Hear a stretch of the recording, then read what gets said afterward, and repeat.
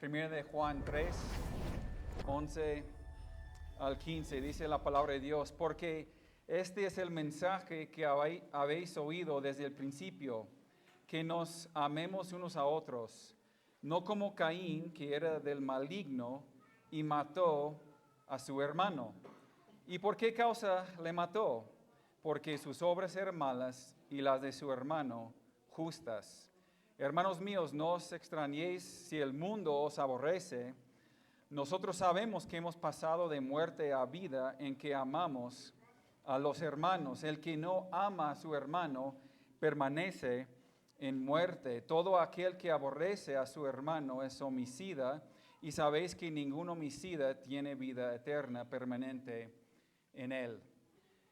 Creo que estamos de acuerdo, hermanos, que vivimos en tiempos donde la palabra amor se ha vaciado de significado. Se usa para hablar de emociones pasajeras, para hablar de deseos personales, de tolerancia moral, incluso para justificar conductas pecaminosas.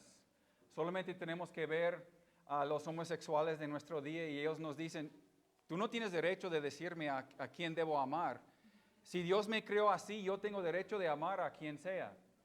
A los transgéneros, a cualquier otro tipo de estilo de vida, a cualquier otro deseo desordenado de nuestro mundo, pues solamente tiene que etiquetarlo amor y ya no puedes introducir la palabra de Dios aquí, ya no puedes hablar aquí sobre eso. Y eso se trata de cualquier cosa en nuestro mundo. Pues el mundo usa esa palabra amor para referirse a cualquier cosa que haga sentir bien a alguien. ¿Y quién eres tú para decirme lo que significa para mí el amar algo o a alguien? Incluso en otros países, pues en Inglaterra, en Japón, en otros países, yo escuché de mujeres que se han casado con sus gatos legalmente. Una persona recién se casó con la inteligencia artificial. Salió en las noticias en estos días, porque ella ama a este ser artificial. Entonces, cualquier cosa que haga sentir bien a alguien, pues eso es amor. Pero la Biblia habla de un amor distinto, un amor que nace de Dios, que fluye de un corazón regenerado, y también pues un amor que no puede ser producido por la carne, por la mente carnal. La Biblia lo describe como un acto de la voluntad, no algo emocional. Juan es conocido, el apóstol, como el apóstol del amor. Y él escribe para establecer una prueba teológica esencial, y es esto, que el amor genuino es una evidencia visible de que hemos pasado de muerte a vida. No habla de un amor sentimental ni superficial, sino de un amor radical, un amor sacrificial, un amor costoso, un amor semejante al amor de Cristo. El amor que habla Juan es la marca que él presenta aquí, que distingue a los hijos de Dios de los hijos del diablo. Como Spurgeon pues diría, el amor es la ley de la vida cristiana. El cristiano que no ama a otros contradice el evangelio que dice profesar. Este contraste presentado en este pasaje es sorprendente porque, por un lado, el amor genuino de los hermanos en Cristo, que es la prueba de vida espiritual, y del otro lado es el odio, y él lo presenta para enseñarnos pues que la ausencia de amor no es simplemente un defecto pequeño, sino es una señal de la muerte espiritual. Entonces, en un lado presenta la vida espiritual, otro lado presenta la muerte espiritual. Es un mensaje directo, fuerte y profundamente necesario para la iglesia de día de hoy, donde las personas comúnmente pueden acostumbrarse a convivir incluso con los hermanos juntos en la iglesia sin realmente amarse. Y la base de su argumento presentada, esa base se presenta en ese primer versículo aquí, es el mensaje antiguo y fundamental del Evangelio. El versículo 11, él dice, porque este es el mensaje que habéis oído desde el principio, que nos amemos unos a otros. El mensaje es lo fundamental, es lo central, es lo esencial, es lo no negociable. Y este mensaje dice desde el principio. Cuando él dice desde el principio, no se refiere a Génesis con la creación, pero se refiere al evangelio predicada por Cristo y luego predicada por los apóstoles. Desde que Cristo llega, pues él predicaba este mensaje. Se refiere al inicio de la proclamación del evangelio. Es el mismo término, lenguaje que él usa en versículo 1:1 de la misma carta, cuando él dice, lo que era desde el principio, lo que hemos oído, lo que hemos visto con nuestros ojos, lo que hemos contemplado y palpar nuestras manos tocante a la verdad de la vida. Hablando del principio, hablando de esta introducción cuando Cristo llega y presenta pues su mensaje y presenta a sí mismo como el Mesías. Entonces, cuando el amor fraternal es presentada pues como parte de la ADN del Evangelio, de este mensaje. Jesús lo dejó claro la misma noche antes de morir, cuando en Juan 13:34 él dijo, un mandamiento nuevo os doy, que se amen unos a otros como yo los he amado. Y él mismo dijo que los conocerán no solamente por sus frutos, pero por el amor que tienen los unos pues por los otros. Y Juan aquí pues no presenta el amor como un fruto avanzado para un cristiano maduro. O sea, hay algunos hermanos maduros que tienen ese tipo de amor, pero yo soy de esa clase de cristiano que pues todavía no he producido ese amor. Dios no ha producido ese amor en mi vida. No, claro que no es eso.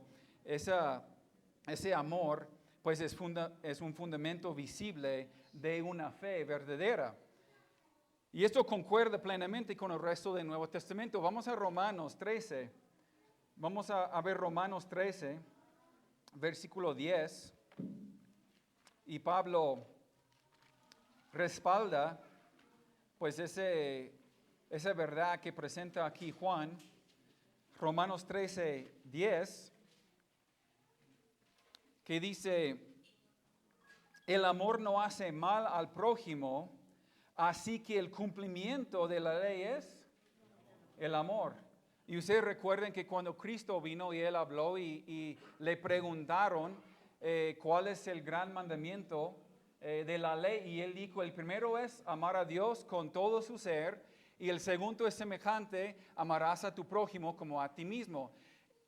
En el capítulo 3 de 1 de Juan hemos visto el cumplimiento de esa ley es la obediencia, es la primera marca de un verdadero hijo de Dios, y eso es lo venimos hablando las últimas semanas. Y ahora vemos la segunda es semejante, pues el amor, es el cumplimiento de la ley, la obediencia a nuestro Dios y el amor para con los demás. Gálatas 5:14 también es otro pasaje. Vamos a Gálatas 5:14, nada más para ver otro texto.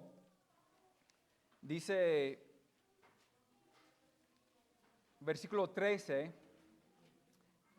dice, porque vosotros, hermanos, a libertad fuisteis llamados, solamente que no uséis la libertad como ocasión para la carne, sino servíos por amor los unos a los otros. Y 14, porque toda la ley en esta sola palabra se cumple, amarás a tu prójimo como a ti mismo. Podemos ver versículo tras versículo aquí para respaldar que este fundamento que enseñó Cristo es el mismo fundamento y vivimos bajo ese fundamento. Y incluso Pablo no lo busca, pero Pablo en 1 Corintios 13, conocido como el capítulo de amor, él introduce este capítulo diciendo, pues básicamente tú puedes tener una doctrina verdadera, pero esa doctrina siempre va a producir un amor verdadero. Una fe que no ama es una fe muerta, pues no importa cuán precisa sea su doctrina. Y hay muchas iglesias que podemos decir, es una iglesia de sana doctrina, pero falta mucho amor entre ellos.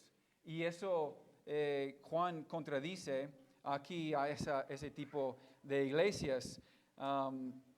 Es como Martin Lloyd Jones lo expresó de esa forma. Dice, la mayor prueba de la regeneración no es el entusiasmo religioso ni la habilidad teológica, sino una nueva disposición del corazón hacia los demás creyentes. O sea, no es ver una buena doctrina si no hay amor, más bien es ver el amor que fluye de un entendimiento correcto del Evangelio. Y Juan, volviendo pues al pasaje en 1 de Juan, pues él asume algo crucial, que el hombre natural no puede producir ese tipo de amor. Por eso él ha insistido desde el principio de su capítulo, en todos sus escritos, pues en que el creyente ha nacido de Dios. Lo hemos visto, pero en capítulo 2, versículo 29 de 1 de Juan, si sabéis que Él es justo, sabed también que todo el que hace justicia es nacido de Él. O sea, no podemos producir justicia si no hemos nacido de Dios, y lo hemos visto. Y en 3:9 también, todo aquel que es nacido de Dios no practique el pecado, porque la simiente de Dios permanece en él y no puede pecar porque es nacido de Dios. Y lo vimos la semana pasada, que ese nuevo nacimiento, donde Dios da vida, también lo vamos a ver que Dios da amor. Donde no hay amor, no hay vida. Podemos concluir, ¿no? Igual con Juan. Donde no hay amor, pues aunque haya religión, no hay vida. Juan sabe que una congregación puede tener doctrina sana, puede tener una estructura muy bíblica en el liderazgo, puede incluso practicar la disciplina eclesiástica, puede tener mucha historia, puede tener mucha tradición y aún así fallar en lo más básico, y eso es amar el uno al otro. Por eso Juan pues vuelve a lo antiguo, él vuelve a lo elemental en versículo 11, diciendo que ese es el mensaje que habéis oído desde el principio, que os amemos, que nos amemos unos a otros. Y la falta de amor entre hermanos no es una debilidad de carácter, es una alerta espiritual. Es lo que Juan nos va a presentar. Y este punto nos obliga a detenernos aquí e examinarnos con honestidad. De hecho, en cada punto vamos a detenernos poquito, pero las preguntas que debemos de hacernos es, pues, ¿amo a los hermanos o solo los tolero? ¿Tu amor es selectivo o sacrificial? O sea, ¿tú amas a todos por igual o solamente tú decides a quién servir, a quién amar? ¿Hay frialdad o distancia o resentimiento entre tú y otro hermano en la congregación? Juan no está preguntando si alguna vez fallamos en amar, sino si el amor gobierna nuestra vida. Todo lo demás depende de esto. El amor fraternal es la línea divisora entre la vida y la muerte espiritual, según Juan. Y se basa en el Evangelio, en el mensaje predicado desde el principio. Sin esta base, pues todo lo demás se vuelve irrelevante. Y él en versículo 12 vamos a ver que él pues usa a Caín como ejemplo trágico de un corazón sin amor. Versículo 12. No como Caín, que era del maligno y mató a su hermano. ¿Y por qué causa le mató? Porque sus obras eran malas y las de su hermano justas. Juan no está interesado aquí simplemente en narrar un crimen antiguo y solamente mencionar a Caín aquí para juzgarlo. No, es mucho más que eso. Él está usando a Caín como un espejo espiritual para la iglesia. El texto dice algo profundamente serio. Caín era del maligno. Como vimos la semana pasada, significa que pertenecía a la esfera moral y espiritual del diablo. Su padre era el diablo. Su vida reflejaba la naturaleza de aquel a quien obedecía. El odio, hermanos, es una señal cierta de una muerte y una mente esclavizada por Satanás. Una muerte espiritual, una vida espiritualmente pues muerta. ¿Y por qué causa lo mató? Juan pues la respuesta es clara, porque sus obras eran malas y las de su hermano justas. Caín no odiaba a Abel por algo que Abel hizo mal, sino por algo que hizo bien, por lo que era. La justicia, hermanos, siempre expone el pecado en los demás. Y el corazón no regenerado siempre responde con hostilidad. La obediencia de Abel fue una acusación silenciosa contra la desobediencia de Caín. Caín ofreció sacrificio. Abel también ofreció sacrificio. Ambos eran religiosos. Ambos se acercaron a Dios. La diferencia no fue externa, sino interna. Hebreos 11:4 nos dice que Abel ofreció su sacrificio por fe, por la fe. Pero Caín ofreció el suyo sin fe, confiando en su propio esfuerzo, su propio mérito. Y cuando Dios rechaza su ofrenda, Caín no se arrepiente, se enfureció. El asesinato fue la culminación visible de un proceso invisible del corazón de Caín. Jesús lo enseñó claramente en Mateo 5, 21 y 2. No lo busque, vamos a verlo en un momento, pero el odio en el corazón ya es asesinato ante Dios. Caín no vigiló su corazón. Vamos a Génesis 4:7 rápidamente. Génesis 4:7. Para ver cómo Caín ignora la advertencia de Dios. La mayoría de nosotros estamos muy familiarizados con este texto.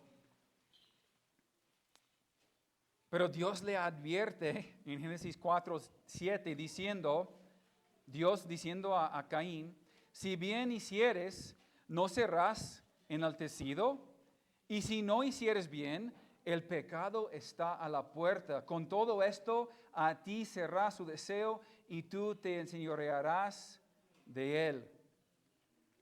Pero Caín ignoró la advertencia de Dios, igual como nosotros hoy en día muchas veces. Y el resultado fue su muerte espiritual. Caín representa para nosotros la religión sin regeneración. Este punto es especialmente confrontador para la iglesia. Porque Caín adoró, ofreció sacrificio, conocía de Dios, caminó en un entorno religioso, asistía a la iglesia, a las reuniones, tomaba de la cena del Señor. No lo tomaba, hermanos, porque no existía, pero tomaba de la cena del Señor, servía en la alabanza, adoraba a Dios, pero su corazón estaba lejos de él, porque guardaba rencor y odio en su corazón. ¿Por qué? Porque no fue regenerado.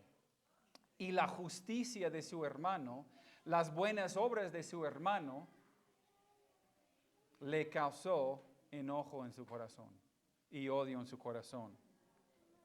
Por eso Juan usa a Caín para advertir a personas que están dentro de la comunidad cristiana, no fuera de ella. Él no está hablando al mundo. Él no está hablando de la gente del mundo. En un momento Él nos va a enseñar que todos los del mundo odian. Pues el mundo odia a todos y a más a nosotros, los cristianos. Él está hablando de los de dentro, los de la comunidad de fe. El peligro, hermanos, de ser religioso sin un nuevo nacimiento. El corazón de Caín no podía amar porque estaba centrado en sí mismo. Lutero dijo, el mayor enemigo del Evangelio no es el pecado escandaloso, sino la justicia propia. El orgullo espiritual, la hipocresía espiritual, ¿sí? Cuando nos jactamos, cuando queremos defendernos a nosotros y menospreciar a los demás y juzgar a los demás. Es lo más peligroso. Este ejemplo de Caín, pues nos obliga a examinarnos con un temor reverente, hermanos. ¿Te incomoda la santidad de otros? ¿Te irrita la obediencia ajena? Cuando otros obedecen, pero tú no puedes obedecer o tú no quieres obedecer. Y tú dices, qué exagerados son.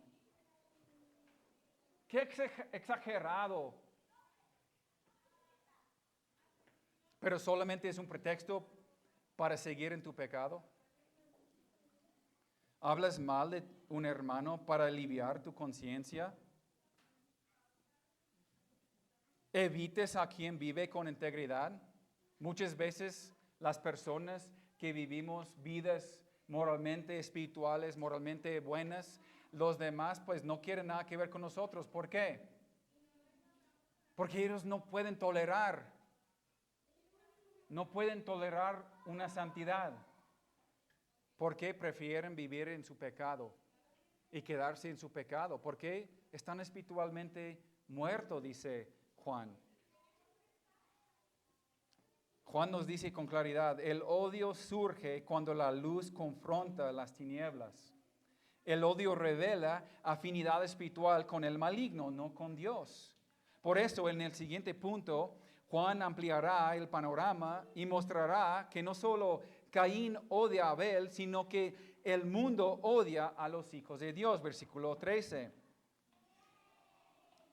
Hermanos míos, no os extrañéis si el mundo os aborrece. Juan llama a los creyentes hermanos, como tiene por costumbre, hermanos míos, amados, hijitos. O sea, está diciendo que son parte de mi familia. Y dice, luego quita, pues, una expectativa peligrosa, la de ser aceptados por el mundo. Porque la mayoría de nosotros queremos ser aceptados por los demás. El problema no es que el mundo odie. El problema es que el cristiano se sorprende cuando ocurre. Jesús preparó a sus discípulos con esas mismas palabras en Juan 15, 18. Dice, Cristo, si el mundo los aborrece, saben que a mí me ha aborrecido antes que a ustedes. Y Juan 17, 14, el mundo los aborreció porque no son del mundo, como tampoco yo soy del mundo. El mundo se refiere al sistema moral y espiritual que vive en rebelión contra Dios. En los escritos de Juan, pues él lo menciona de esa forma. En cuanto al mundo, un orden que ama las tinieblas, en Juan 3, 19.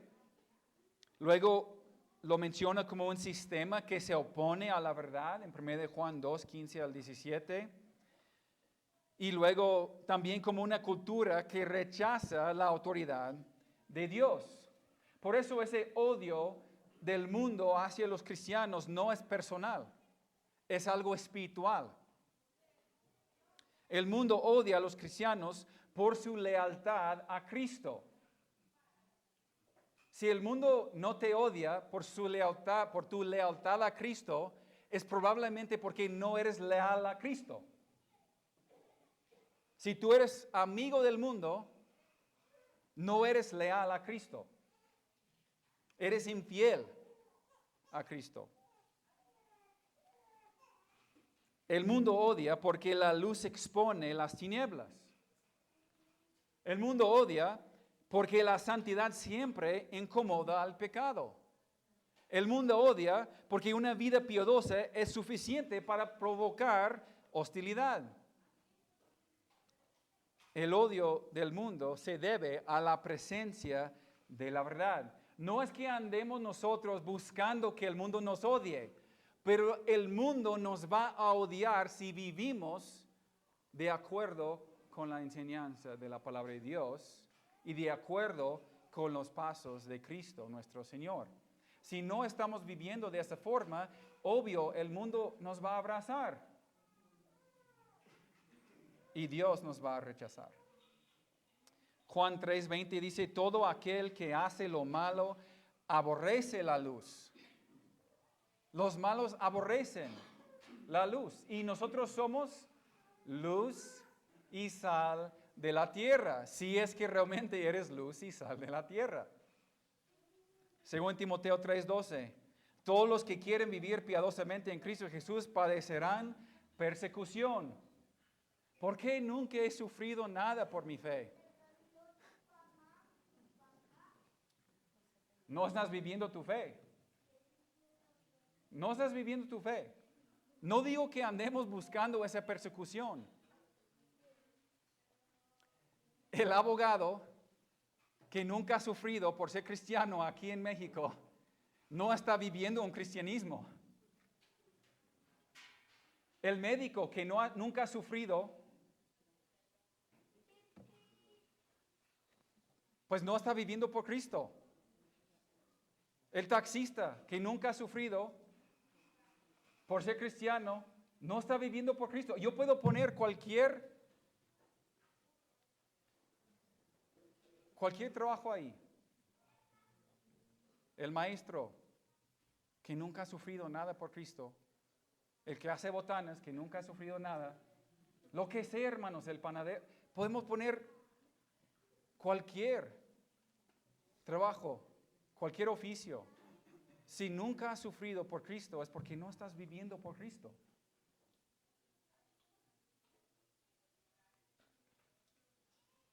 Juan quiere que la iglesia vea el rechazo no como un fracaso, sino como confirmación de pertenencia.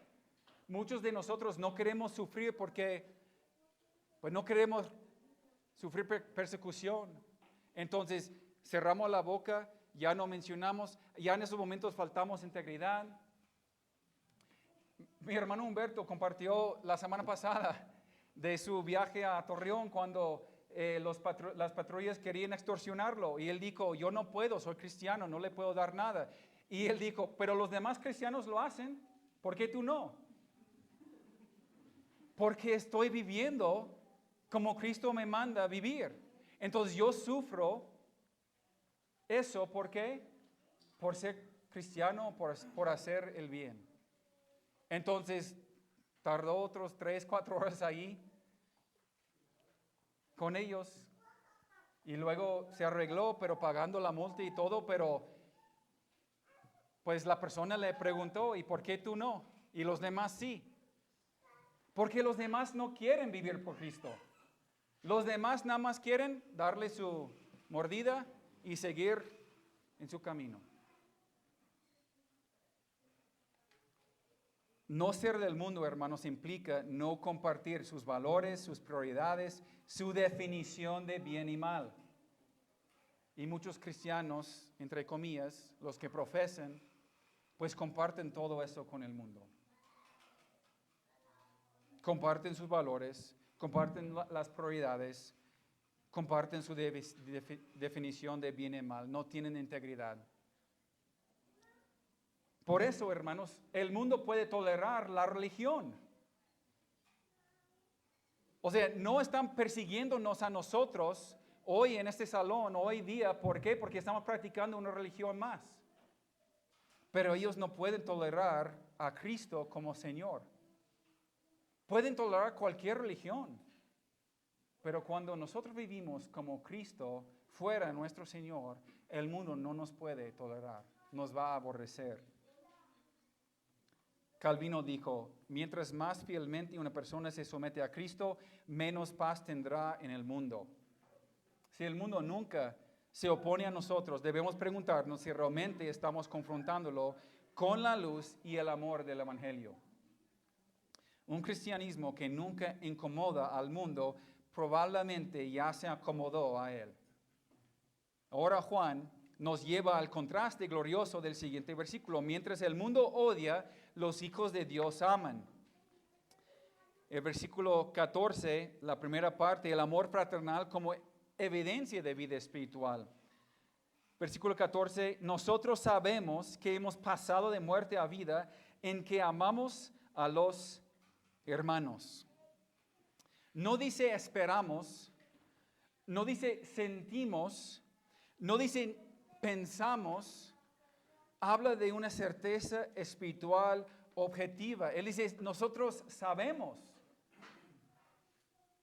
No es de emociones fluctuantes. El cristianismo bíblico descansa en evidencias visibles de una obra invisible. Juan quiere que los creyentes tengan seguridad, pero no una seguridad falsa. Esta certeza, en versículo 14, pues se basa en una realidad presente, el amor a los hermanos. Juan utiliza aquí una expresión fuerte. Él dice, han pasado de muerte a vida. Eso conecta directamente con Efesios 2, 1 al 5, cuando dice que estábamos muertos en nuestros delitos y pecados, pero Dios nos dio vida junto con Cristo. Conecta pues al mismo Juan cuando él escribe en Juan 5:24, el que oye mi palabra y cree, pues refiriendo a Cristo, ha pasado de muerte a vida. Y muchos más otros versículos. Pero Juan afirma que el nuevo nacimiento produce un cambio radical de estado espiritual en la vida del creyente. Y ese cambio se manifiesta de manera concreta en la capacidad de amar. No dice amamos para pasar de muerte a vida. Dice sabemos que hemos pasado de muerte a vida en que amamos. O sea, eso es el fruto de haber nacido de nuevo, de haber pasado de muerte a vida. El amor no produce la salvación produce el amor. La fe verdadera obra por medio del amor. Él habla de un amor espiritual, un amor activo, un amor sacrificial. Este amor incluye acción, no solamente palabras, lo que vamos a ver en la próxima prédica. Habla de perseverancia, pues no solo momentos. Habla de compromiso, no solo emociones, hermanos. En versículo 16 del mismo capítulo 3, pues Juan lo definirá así y luego vamos a verlo en la otra prédica, pero dice, en esto hemos conocido el amor en que Él, Cristo, puso su vida por nosotros, también nosotros debemos poner nuestras vidas por los hermanos. Esto es un amor sacrificial, es un amor perfecta de parte de nuestro Señor Jesucristo. Este es amor, hermanos. El amor perdona rápido. El amor sirve cuando cuesta. El amor busca reconciliación lo más pronto posible. El amor verdadero permanece cuando es incómodo. Este versículo, pues el versículo 14, nos obliga otra vez a un examen honesto. ¿Amas a los hermanos incluso cuando fallan? ¿Buscas reconciliación o prefieres guardar la distancia? ¿Te duelen las cargas ajenas? ¿Das tu tiempo, recursos y energía o solamente piensas en ti mismo? ¿Perdonas como has sido perdonado por Cristo? El amor, hermanos, fraternal no se prueba en momentos fáciles, sino en relaciones difíciles, cuando es difícil de amar. Juan ha mostrado pues la evidencia positiva de la vida espiritual, el amor. No vamos a pasar más tiempo aquí porque en la próxima predica pues vamos a pasar más tiempo hablando de ese amor, pero en el siguiente punto presentará el contraste final y más severo, que el odio es como manifestación de muerte espiritual. Fíjense en versículo 14, la segunda parte y 15. El que no ama a su hermano permanece en muerte. Todo aquel que aborrece a su hermano es homicida, y sabéis que ningún homicida tiene vida eterna permanente en él. Juan hace una declaración absoluta. La palabra aquí aborrece implica hostilidad interna, desprecio persistente, rechazo voluntario, frialdad deliberada. Juan no permite aquí redefinir el odio como algo pequeño o algo aceptable. Para él, el odio no es un pecado menor, hermanos. Es un diagnóstico espiritual. Juan no suaviza el lenguaje aquí, pues el que no ama a su hermano permanece en muerte. Él no dice que el que no ama a su hermano está débil, que necesita crecer, que necesita echarle ganas, que tiene que mejorar un poco en esa área. Él dice, permanece en muerte, no ha salido del estado espiritual anterior, no ha experimentado la regeneración, no ha nacido de nuevo. R.C. Sproul dijo, la ausencia del fruto espiritual no es un problema de madurez, es un problema de vida. Juan hace una afirmación que habría escandalizado a sus oyentes y debería de hacer lo mismo con nosotros. Dice que él es homicida. El odio comparte la misma raíz espiritual que el homicidio. Esto está en perfecta armonía con la enseñanza de Jesús. Vamos a Mateo 5, 21. Mateo 5, 21. Cuando Cristo en el Sermón del Monte menciona aquí la ley de no matarás, Él eleva pues el estándar de la ley. Mateo 5, 21. Oísteis que fue dicho a los antiguos, no matarás, y cualquiera que matare será culpable de juicio. Pero yo os digo que cualquiera que se enoje contra su hermano será culpable de juicio, y cualquiera que diga necio a su hermano será culpable ante el concilio, y cualquiera que le diga fatuo quedará expuesto al infierno del fuego. Hermanos, Cristo conecta el asesinato con la ira y el desprecio y el insulto. El acto externo es solo la expresión final de una corrupción interna. No dice que todos van a llegar a matar a alguien físicamente, pero dice que ese mismo odio en tu corazón es igual del pecado. Obvio, hay consecuencias mucho más graves si llegamos a matar a alguien físicamente. Pero él está hablando del estado del corazón. Los fariseos se jactaban porque nunca habían matado a nadie. Nosotros hemos guardado a la letra la ley. Pero Cristo dice, ¿y tu corazón? ¿Has odiado a tu hermano?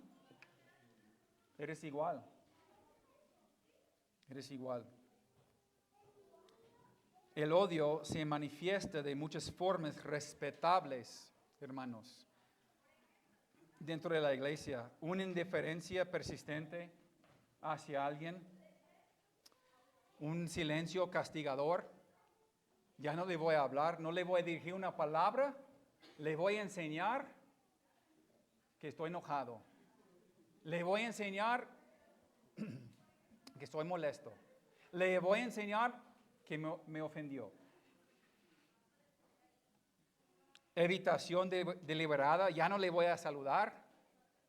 O sea, son tonterías, hermanos, lo hemos mencionado tantas veces. Pero es una mente torpe que llega a la iglesia para adorar a Dios y dice en su corazón, yo no voy a saludar a tal persona porque traigo algo contra esa persona. Dios dice que estás cometiendo asesinato contra tu hermano al guardar rencor en tu corazón. Y no lo leímos aquí, pero él dice en el siguiente versículo, incluso en Mateo aquí, si tú estás yendo a adorar a Dios y dejar tu ofrenda y tú te das cuenta que tu hermano tiene algo contra ti, o podemos decir, si tú tienes algo contra tu hermano y tú llegas, no dice, no deberías de llegar, deberías de dejar tu ofrenda, ve pronto con tu hermano, reconcíliate y luego llega al templo para adorar. Hay muchos de nosotros que llegamos, tomamos de la cena del Señor, levantamos nuestras manos para adorar a Dios, pues escuchamos la prédica, estamos sirviendo a lo mejor en la alabanza, pero estamos en nuestro corazón cometiendo homicidio contra un hermano al traer ese corazón rencoroso. Pues puede ser el gozo secreto ante la caída de otro. Estoy esperando a que caiga este hermano. Estoy esperando a ver cómo Dios le trata. Y terminamos así gozándonos en la caída de otro hermano. La crítica constante, disfrazada de discernimiento. Oh, vamos a orar por este hermano porque está pasando por... ¿No escuchaste lo que pasó con la hermana? ¿No sabías lo que le sucedió? Vamos a orar por ella. Disfrazado de discernimiento. Bueno, vamos a hablar más de eso en la otra. Pues luego Juan llega a una de las declaraciones más severas, regresando a 1 de Juan, en este versículo 15, cuando él dice, y sabéis que ningún homicida tiene vida eterna permanente en él. Juan no dice que ese hermano pierde recompensas, no dice que afecta su comunión con Dios, no dice que necesita consejería, dice no tiene vida eterna permanente en él. Eso no significa pues que un creyente genuino nunca experimenta ira o lucha interna. O sea, todos nosotros hemos luchado y luchamos cuando alguien nos ofende o cuando algo sucede o cuando pasa algo. Sí luchamos. Pero él está hablando, se refiere y se trata de permanecer en odio, igual como vimos en la desobediencia de las otras semanas. La persona que permanece en odio, sin la convicción del Espíritu Santo, sin arrepentimiento y sin la restauración, pues dice que está muerte espiritualmente hablando. Se trata de una disposición habitual del corazón. El verbo permanecer, hermanos, es clave en los escritos de Juan, como ya hemos visto muchas veces. Permanecer en el odio revela que la vida eterna nunca ha echado raíz. La perseverancia en el pecado revela la ausencia de regeneración. Es posible, lo que Juan quiere que entendamos nosotros, es posible asistir fielmente, servir activamente, defender la buena doctrina, incluso participar en las ordenanzas de la iglesia y aún así vivir con un corazón lleno de odio. Y Juan quiere destruir la ilusión tuya de una fe sin una transformación en tu vida. Esto vuelve a obligarnos a una autoevaluación. ¿A quién evites deliberadamente? ¿Con quién has pintado tu raya? Hasta aquí llegamos y ya no más. ¿A quién te niegas a perdonar? ¿De quién hablas con desprecio? ¿A quién deseas secretamente que le vaya mal? El odio no tratado, hermanos, no es una debilidad, es una emergencia espiritual. Juan ha llevado su argumento a su punto máximo aquí. El amor evidencia la vida espiritual. El odio revela la muerte espiritual. No hay neutralidad aquí. La pregunta final no es teórica, es personal. ¿Qué gobierna tu corazón? ¿El amor que nace de Cristo o el odio que pertenece a la muerte? ¿A quién perteneces más? ¿A Cristo o a Caín? Nos llevó paso a paso hasta una línea clara, hermanos. Nos recordó que el mensaje del Evangelio desde el principio ha sido el mismo, amarnos unos a otros. Nos mostró que Caín pues tenía un corazón sin amor y no es inocente, sino peligroso. Nos advirtió que el odio del mundo no debe sorprendernos porque no pertenecemos al mundo. Nos afirmó que el amor fraternal es la evidencia visible de haber pasado de muerte a vida. Y finalmente nos confrontó con una verdad que estremece: el odio que permanece revela muerte espiritual. Pero aquí está la buena noticia del Evangelio. Cristo vino a salvarnos, pero Cristo vino a salvarnos también de este odio que podemos tener. Él murió por nuestros corazones torcidos. El mismo Cristo que Juan presenta como modelo de amor es este Cristo que transforma a los que no saben amar. Si hoy el Espíritu Santo ha expuesto dureza o rencor o frialdad en tu corazón, no lo ignoras. Eso no es condenación, hermanos. Esa es gracia que llama al arrepentimiento. Corre a Cristo. Confiesa, arrepiéntete, por favor. Porque donde Cristo da vida, Él también da un nuevo corazón para poder amar. Y si hoy puedes decir que hay un amor real por los hermanos, un deseo de perdonar, un deseo de servir, de reconciliarte lo más pronto posible cuando hay una ofensa, entonces regocíjate humildemente. Esa es evidencia preciosa de vida eterna obrando en ti. Juan nos deja con esta verdad: la vida eterna produce amor, la muerte espiritual produce odio. Que el Señor nos conceda corazones que aman como hemos sido amados, que perdonan como hemos sido perdonados y que viven como hijos de Dios en medio de un mundo que no conoce el amor verdadero de Cristo. Y es precisamente lo que nos va a compartir Juan en el pasaje que nos toca en la próxima prédica dentro de 15 días. Nosotros tenemos el gran ejemplo de Jesucristo y Él es el mayor ejemplo del amor. Vamos a orar.